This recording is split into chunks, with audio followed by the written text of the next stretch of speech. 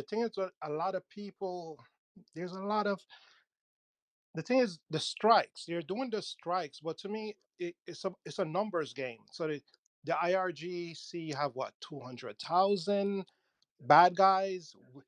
We hit over 12,000 targets, but how much of these IRG was actually around these targets? I'm wondering how, because okay, we're controlling the skies, but if we're controlling the skies, where is these 200,000 IRG guys that's supposed to be walking around with guns? I'm like, they're nowhere to be found. You got the IRG guys with guns, you have the police with guns, and then as far as I'm hearing, you got the army with guns. But as far as I'm hearing, not all the army guys are bad guys. But how much of the army guys, they're supposed to have at least 300,000 guys in the army? How much of them is actually good? What's on our side? Because you want to take out the guys with the guns, and that's my biggest issue. How much of these guys with the guns are getting killed, and where are they? If we control the skies, we control the country. Where are these guys with the guns? All right. So the Islamic Republic has, hundreds of thousands within the IRGC and the Artesh, which is the regular army. And then we also have the Basij, which is technically part of IRGC. These are the plainclothes morality police, kind of like militia groups, armed people of the Islamic Republic that fight for them. You're not wrong when you say that how many of them have been killed with these military, from the air with drones, with Israeli drones and American and Israeli bombs. It's only based on the last numbers I've seen. It's basically around 4,700. So you might look at that number and say, well, that doesn't even make a dent compared to the hundreds of thousands that they have.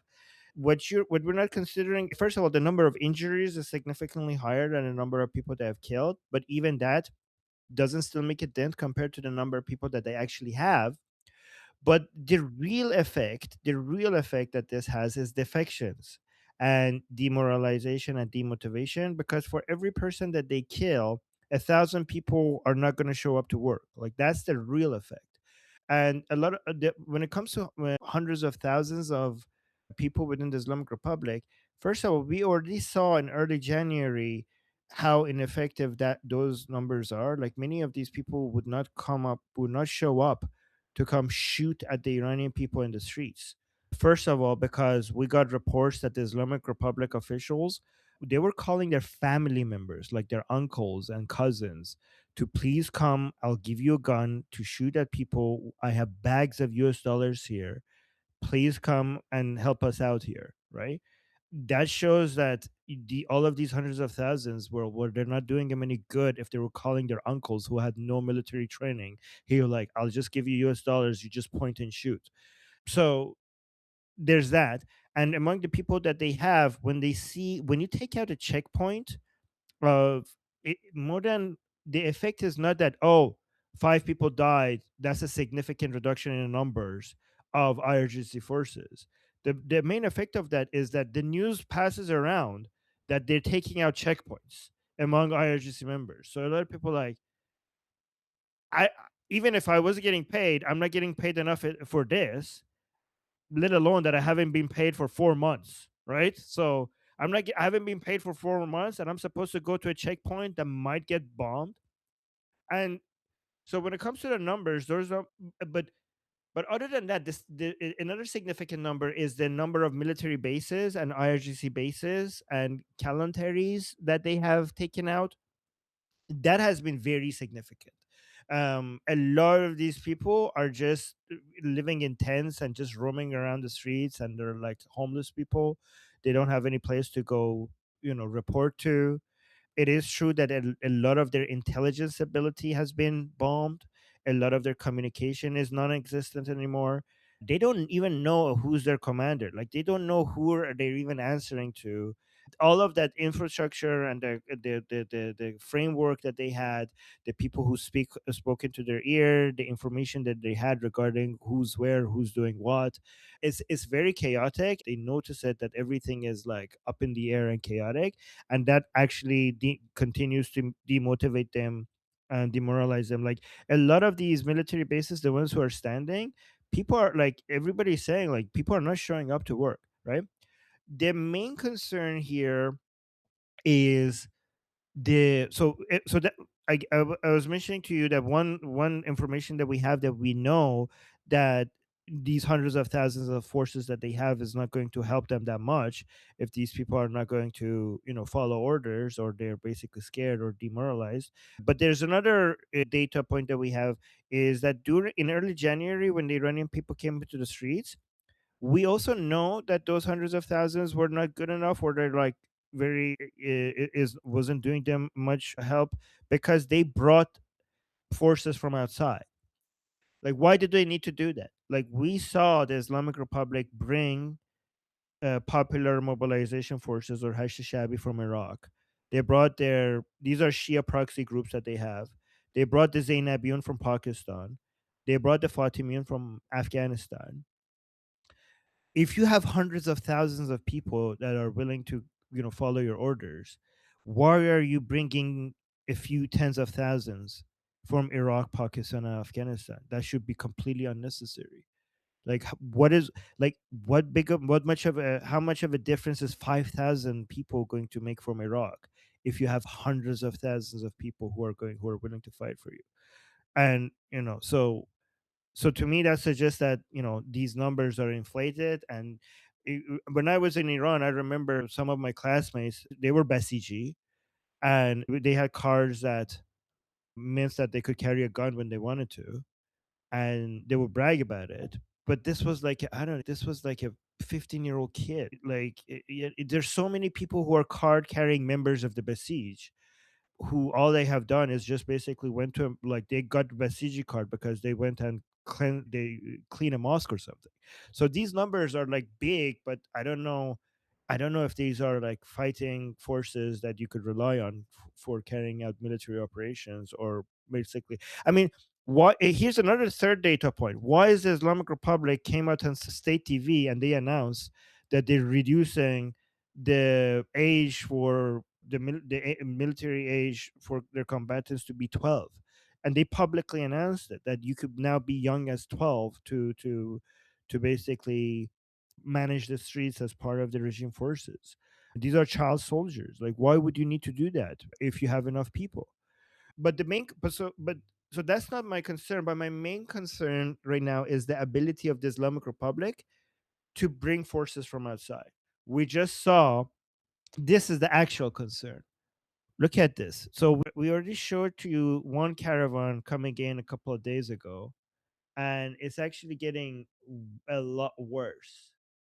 This is another site of a new caravan that just came in, of Hashd from Iraq inside Iran, which actually makes me a bit concerned that the Americans are not closing down the border between Iraq and Iran, given that Hashd. Let me actually see if I could find a video of this, because basically a whole new caravan, like, we already like showed this before, and so this should have been on everyone's radar that this is happening. But a few days after, a whole new, look at this. I mean, they're clearly marked with Iraqi flags and the Islamic Republic flag. So they're basically making it clear that they are Hashd. So they are easy targets. So let's just watch this. Look, it keeps going as far as the eye could see. They're so big. There's is so a huge a number that they actually caused a traffic jam at the border crossing.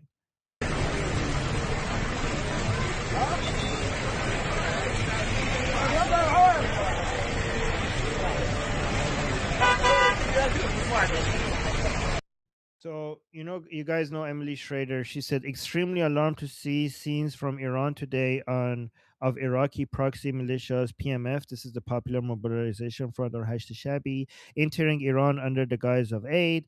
These are forces that have documented track record of slaughtering Iranians in the streets. The regime is literally importing foreign forces to kill Iranians, into wage war for them. This cannot be for any good purpose. Why are these convoys not being struck by the U.S. and by U.S. and Israel?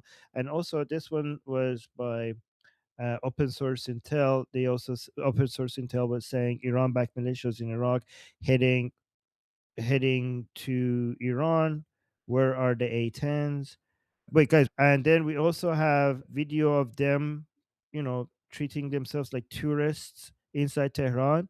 These are al-Shaabi members in Tehran now, basically making like announcing that they're in Tehran now. بالعاصمة الإيرانية تمثال الحرية مالنا مال العراق هذا هذا معروف هناك بطهران بس لا معروف دوليا شنو هواي الإخوان كلهم معانا I can't translate that because they're speaking Arabic, but I could say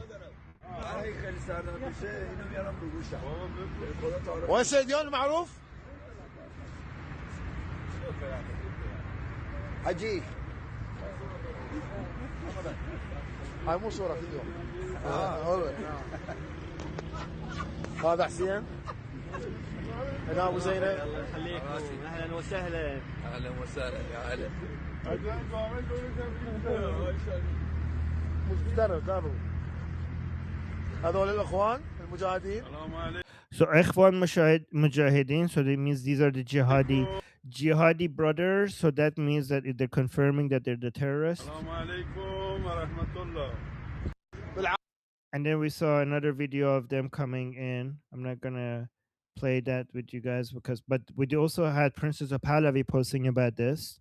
Quickly, I will read this for you, saying Princess of Pahlavi saying the terrorists of the Popular Mobilization Forces, or Hashd al-Shaabi, carrying Iraqi flags, have taken up positions in the streets and squares of Iran.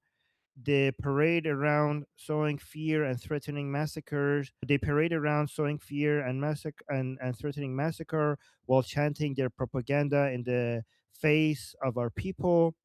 What the Ba'athist regime of Saddam Hussein failed to impose on Iran during 8 years of war, the criminal Islamic regime is imposing on the Iranian nation today.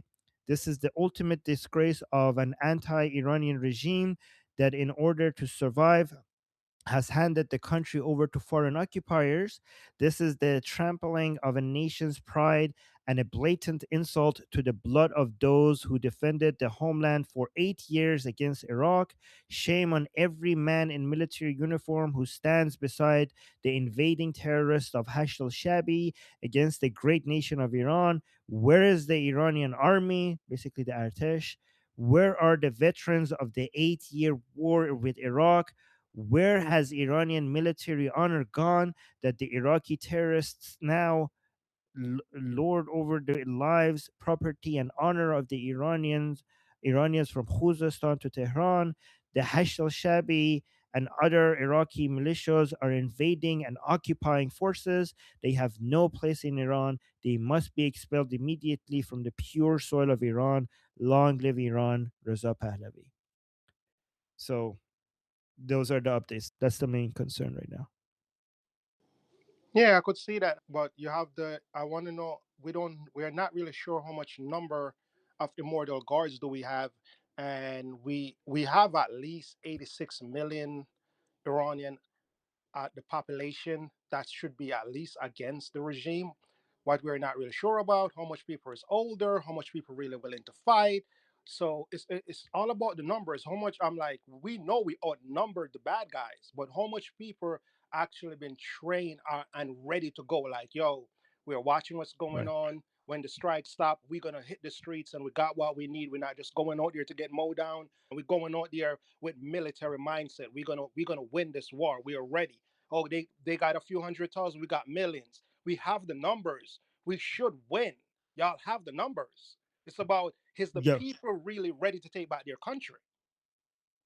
We have the numbers, we don't have the weapons. They're unarmed. This is why I was thinking whether it would be a good idea that we should liberate a city in southern Iran and use that as a base of operations to arm and train the Iranian people. All the Iranians who want to liberate their country, that could travel to that city that has been liberated, and they should be armed with not just machine guns, but also drones, and the training on how to use drones in that liberated city. That is what I think should be done right now, because you could have the higher numbers. If you're not armed and if you're not trained, those higher numbers are not going to do you that much. Some of the people are trained Hmm. in there. It's about getting them guns. Cause y'all do have people that are trained that don't have guns. Yeah, but it's not enough. And that's what I think we should do. Yeah, we should get them guns. But you're right. We should get them guns, and not just guns, but also drones. Yeah, cause the thing Okay. is, it's Mm. like even with my mom Last was point. like, my mom was saying, "Oh, they're doing good." I'm telling my mom, "No, they're not doing good. Those people are hiding. Like the war would have been over." I'm wondering that because I'm counting the number. They should They're be hiding hiding. right now. They should be hiding. They should be hiding. They don't have the upper hand. Why should they come out right now against an armed force when they're not armed? No, no, Right no, now. no, no, no. I'm talking Oh. about the bad Oh. guys. My mom is saying, Oh. why if the Okay. Americans Okay. are winning?" I'm like, "We are more than winning." I'm like, we could have been finished 5 days if those guys are hiding. It's only a few 100,000 of them. We Oh. could take them out. I see. I They're see what you're hiding. saying. Yeah. Okay. Okay. Then. Yeah. I see what you're saying. Okay, Brandon. Thank you. Thank you for that. Let's Thank move you, on thank you, to. thank you. You asked good questions, so thank you for that.